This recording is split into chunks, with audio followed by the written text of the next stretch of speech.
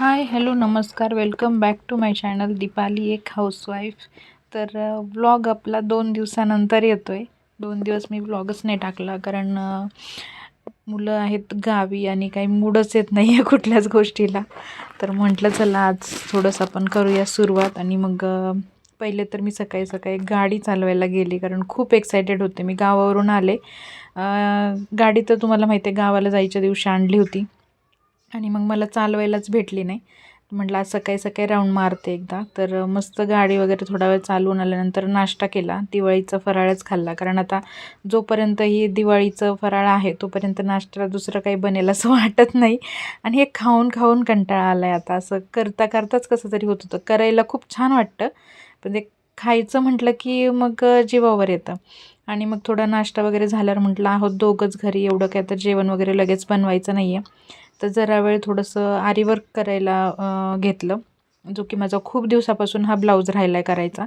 आणि त्यात मुलांची दुखणे, परत त्याच्यानंतर त्यांचा अभ्यास वगैरे, एक्झाम चालू होत्या, नंतर दिवाळीचा फराळ वगैरे बनवायचा होता. ह्या सगळ्या गडबडीमध्ये हा ब्लाऊज तसाच मागे पडलेला. तर थोडंसं स्लीव्जवरचं वर्क राहिलं होतं ते थोडं करून घेतल्यानंतर आता मी हे बॅक साईडचं डिझाईन घेतलेली करायला.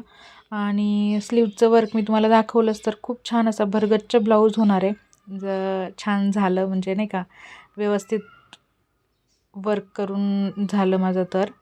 तर ह्याला वेळ खूप जातो आणि हे एवढंच मी जे काही डिझाईन केलेलं आहे त्यालाच मला ना अर्धा तास गेला आहे, जे मी तुम्हाला दाखवेल. 2-4च फुलं माझी झालेली करून. त्याच्यानंतर जेवण बनवायचा टाईम झाला, थोडंसं बाहेर पण जायचं होतं. मग म्हटलं चला आता हे सगळं आवरून घेऊया. एवढंच 3-4 फुलं काही ती झाली वर्क करून. ह्याला ना मुहूर्तच लागत नाही का काय माहिती, खूप दिवस पडून राहतो आहे ब्लाऊज. आणि गिऱ्हाईकांचे घेतले होते ते 2-2 रात्री जागून मी असे करून दिलेत, जेव्हा मुलं इथं होती तेव्हा पण माझं स्वतःचं आहे त्याच्यामुळं थोडंसं दुर्लक्ष होतं त्याच्याकडं. आणि मग आता तर हे यूट्यूब वगैरे चालू झाल्यामुळं पण मग थोडंसं मला ते नाही करायला होत. तर चला असं घेतलं मी थोडंफार वर्क करून बसलेली करायला. खूप पसारा घेऊन बसले होते पण बाहेर जायचं ठरलं, थोडं काम होतं त्याच्यामुळे. तर मग म्हटलं चला आता हे द्या ठेवून आणि मस्त जेवण बनवून घ्या. तर दिवाळीचा फराळ खाऊन खाऊन कंटाळा आला हे तर मी तुम्हाला म्हटलंच. आणि मला असं 2 दिवस झाले इच्छा होती की मस्त बोंबीलची रस्सी बनवायची, बाजरीची भाकरी करायची आणि मस्त चुरून खायचे. कारण हे दिवाळी खाऊन खाऊन म्हणजे असं नको नको व्हायला लागलं आहे आता.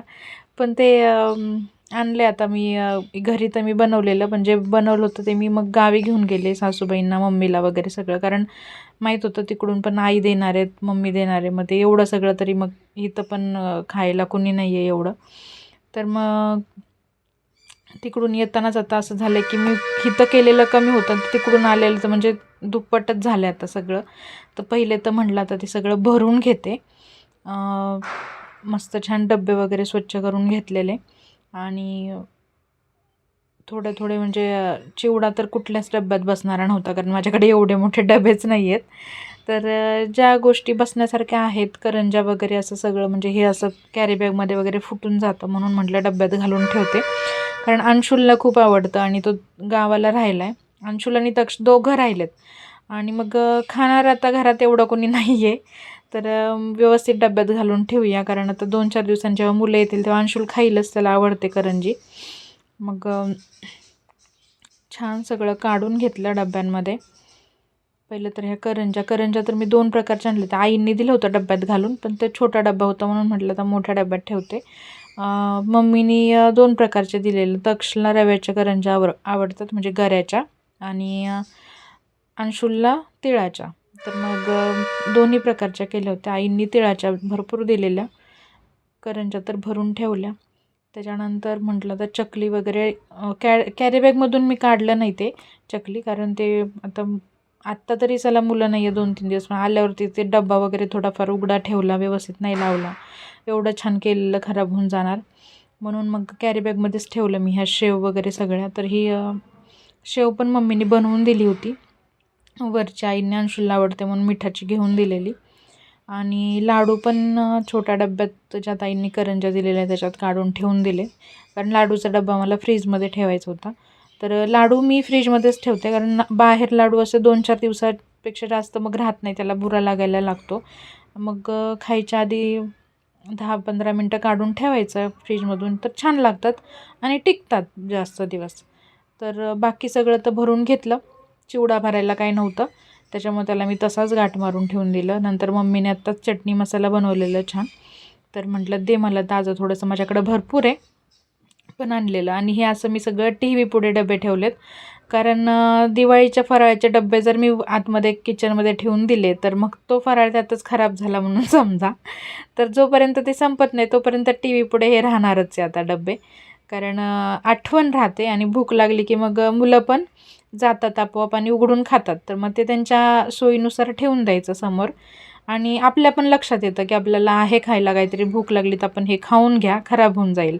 नाही तर ते असं झाकून ठेवून दिलं आतमध्ये किचनमध्ये तर मग ते डोक्यात नाही येत. मग भाजी चपाती एकतर खायची इच्छा झालेली असते दिवाळीमध्ये, दिवाळीचं फराळ खायचं एकतर हे होत नाही, जास्त इच्छा मन होत नाही, आणि मग ते मागं पडलं की तसंच पडून जातं. त्याच्यामुळे मग टी व्ही पुढेच ठेवलं आहे.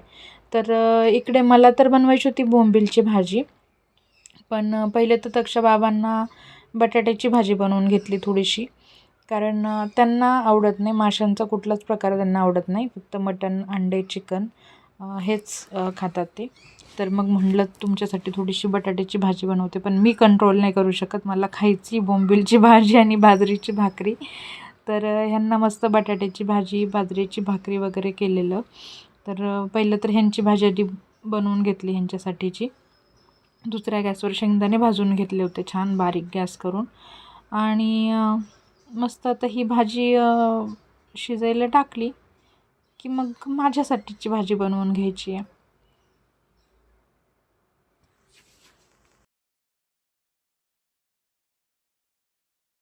तर इकडे मी शेंगदाणे भाजलेले सगळे काढून घेतले, आणि बटाट्याची भाजी छोट्या गॅसवरती ठेवून इकडच्या गॅसवरती आता माझ्यासाठी भाजी बनवून घेणार आहे. तर हे बोंबील मी मस्त चिरून साफ करून फ्रीजमध्ये ठेवलेले आहेत. एकदाच ठेवते, म्हणजे मम्मीकडून आणते येताना, आणि साफ करून सगळं मस्त फ्रीजमध्ये मग बांधून ठेवते आणि खराब होत नाही ते. मग छान 4-5 तुकडे मी असे भाजायला टाकले. आता हे मी फोडी पण ह्या खात नाही, फक्त रशीमध्ये त्याची चव उतरायला पाहिजे म्हणून टाकते. मला फोडी नाही आवडत मला बोंबीलच्या खायला. आणि मस्त ते भाजते तोपर्यंत कांदा वगैरे चिरून घेते आता त्याच्यासाठी पण.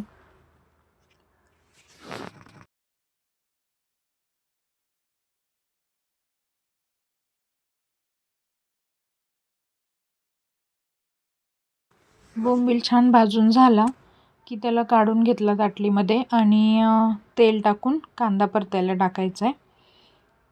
साधी सोपीच भाजी असते आपली, पण टेस्ट खूप छान लागते, मस्त झणझणीत बनवायची. म्हणजे नॉनव्हेजची कुठलीही भाजी जास्त तिखट बनवली तर ती छान लागते असं मला तरी वाटतं. मला आवडते जास्तच तिखट. आणि इकडे कांदा परततोय तोपर्यंत मस्त मी बाजरीचं पीठ घेतलं आहे, आणि त्याच्यामध्ये हे भाजलेलं बोंबील जो आहे त्या पिठाच्या पाण्यामध्ये छान धुवून घेतलं आहे. आणि आधी तर छान पीठ असं त्याला चोळून घेऊन मस्त हाताने चुरून घ्यायचं, ते असं चोळून घ्यायचे, आणि मग 3-4 पाण्याने स्वच्छ धुवून घ्यायचा. म्हणजे त्याची जी एक बोंबीलचं एक वेगळा असा त्याचा एक स्मेल असतो तो निघून जातो, आणि भाजी छान लागते. तर इकडे मी मस्त घरचा मसाला, लाल मिरची पावडर वगैरे टाकून घेतली, आणि त्याच्यामध्ये आता हे धुतलेले बोंबील मी छान तळून घेणार आहे, आणि मग पाणी घालायचं आहे. भाजी सिंपलच आहे, पण प्रत्येकाच्या बनवण्याच्या पद्धतीवरती असते. आम्ही तर अशी बनवतो. तर तिकडे बटाट्याच्या भाजीला पण छान उकळी आलेली आहे, आणि आता ह्याच्यामध्ये पाणी घालून घेतलं की छान शेंगदाणे भाजून घेतले होते, परत कोथिंबीर. तर हे सगळं कूट बनवून घेतले, आणि दोन्ही भाज्या उकळलेल्या आहेत. तर त्याच्यामध्ये मी आता हे शेंगदाण्याचं कूट टाकून घेते, आणि कूट टाकलं की मग त्याच्यामध्ये आपल्याला मीठ घालायचं आहे. मीठ घातलं नाही अजून मी, तर मीठ आणि थोडा मटण मसाला घालून घेणार आहे. मस्त भाजी शिजवून देणार आहे दोन्ही पण.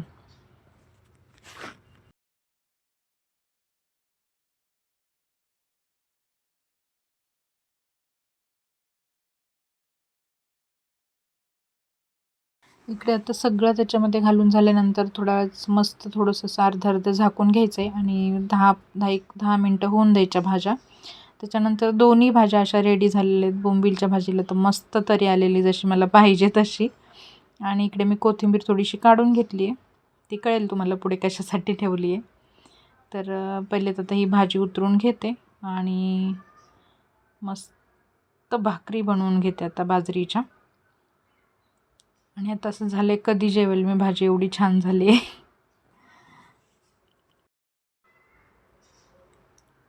तर भाकरी पण छान फुगत आहेत बरं का बाजरीच्या. कधी कधी फुगत नाही, पण आज छानच होत आहेत.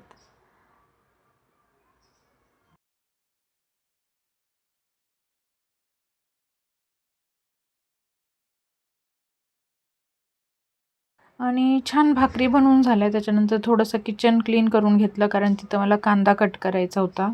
दुसरी एक भाकरी तर भाजते तोपर्यंत कांदा कट करायचा आहे, कारण तक्षच्या बाबांसाठी अंड्याची पोळी बनवायची आहे.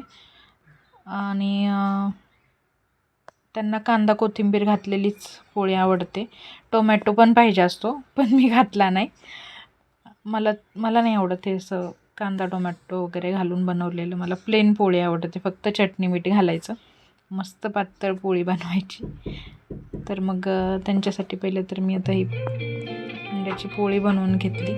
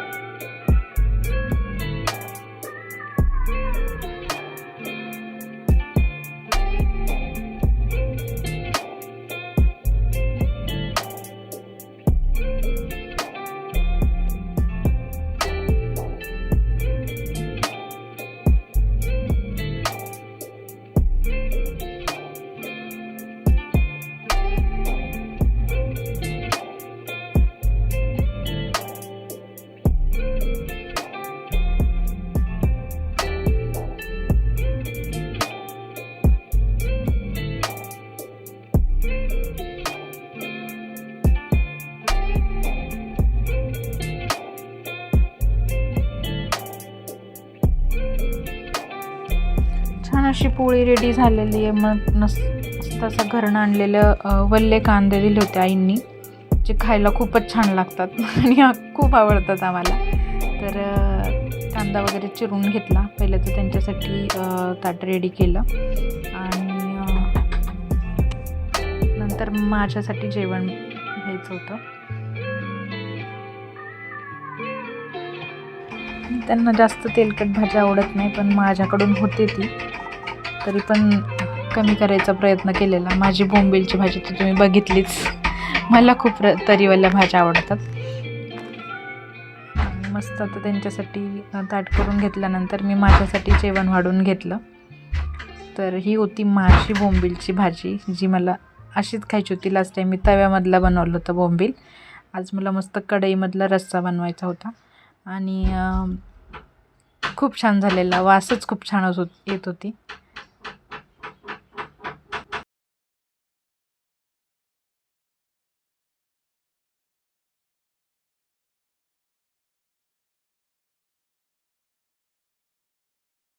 इकडे मस्त असं आमच्या दोघांचं पण जेवण रेडी झालेलं आहे.